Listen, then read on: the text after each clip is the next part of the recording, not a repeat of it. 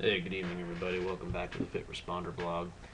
We'll keep this relatively short and sweet. A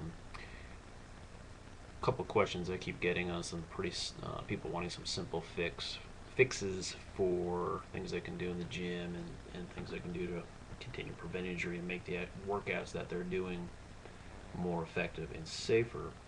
And you'll be amazed at the simplicity of just doing something like not locking your knees. And this is honestly one of my biggest pet peeves, both as an athletic trainer and strength coach, and from a rehabilitation standpoint.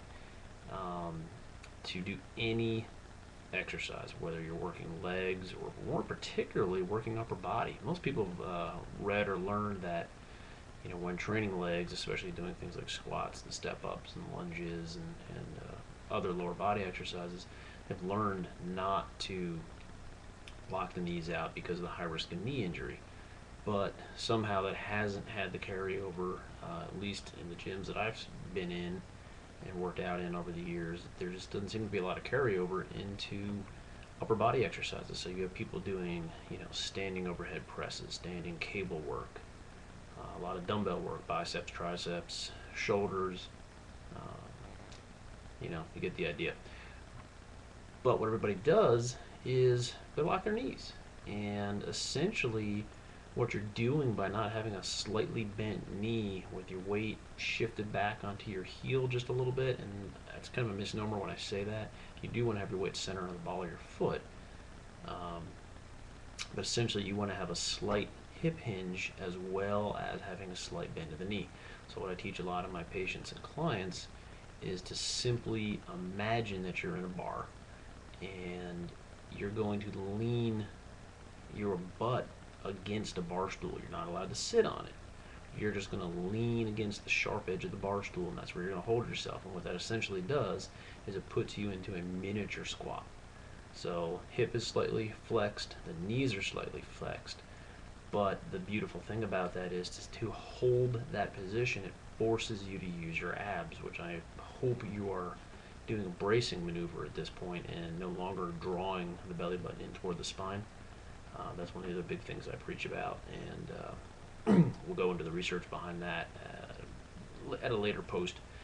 But by maintaining your hip hinge during the exercises, what it functionally does is it forces the quad, hamstring, inner outer thigh, your glutes, your abs, basically your entire pelvis, most of your core, if not all of your core, to isometrically contract. And that aids in building postural endurance and local muscular endurance, as well as aids in building and maintaining joint stability.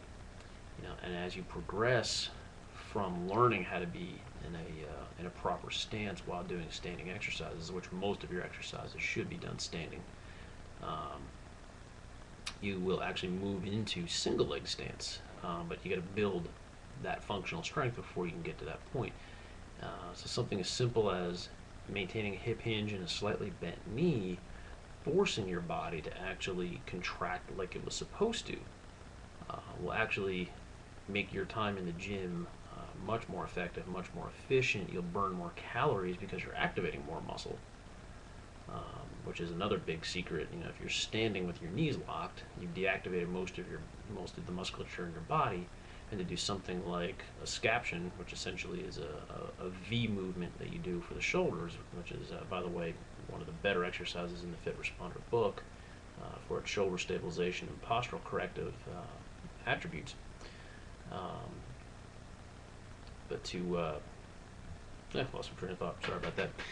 But to not have the knees bent doing those exercises, you've actually negated a fair amount of the muscle activation. So you're doing a shoulder raise, working maybe only 4 or 5 muscles with the knees locked. Then you can do something simple like bend the knees, go into that hip hinge, and you've almost quadrupled the amount of muscle activation. So therefore, your calorie burning goes up. Seems simple, but it works. So guys, be safe out there. Keep checking back on the blog. I'll try to do some more video posts here as things calm down a little bit on the work front. And be safe till next time.